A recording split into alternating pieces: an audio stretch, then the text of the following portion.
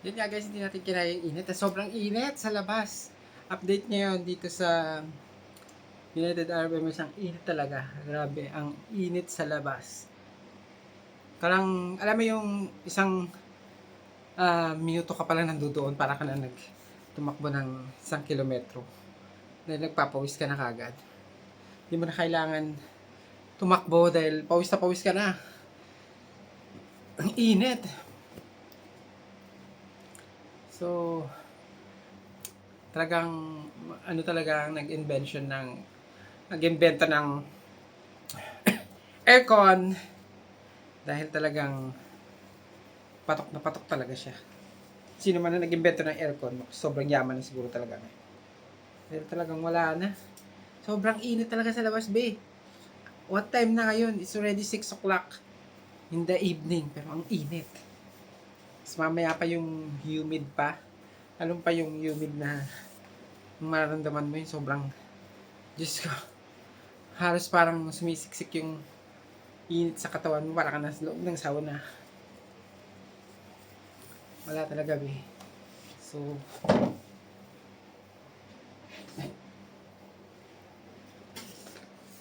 ano natin yan?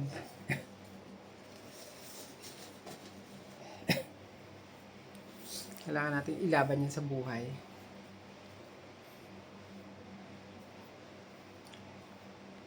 Yan. So, we're ready, just waiting for the service. And tutor ko rin kayo dun sa ating mga nasasakupan dito. Yan natin. Kung ano mangyayari mamaya sa ating duty. So, let's go! So, dapat laging masaya ka. In terms naman sa trabaho, sa ano, lahat naman ng trabaho pare-pareho. Nakadepende na lang yan sa sitwasyon, sa iyo, kung paano mo iti-take yung trabaho mo, kung nahihirapan ka ba, o iti-take mo ba siya as na sasayahan ka, or kung siguro kung papangitan ka sa ibang aspeto, punta mo na lang sa iba. Kasi ikaw din mahihirapan eh. Kasi kung ikaw sa sarili mo, nahihirapan ka, tapos iaano mo pa rin na nahihirapan ka talaga.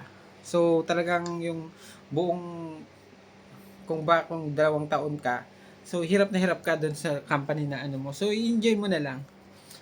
Totally, temporary lang naman talaga. All these things are temporary. So, lahat ng nakakasama mo yun, temporary lang. Next day, ma-wake up mo, iba na naman ang kasama mo sa trabaho. Or, di ba, dapat lang talaga maging positive lang tayo. Anything that comes to our way na sometimes negative, sometimes i-transform na lang natin into more positive way. See you, and tignan natin kung may makakuha tayo ng video kasi medyo shy pa tayo. Kukuha ng mga video. Thank you!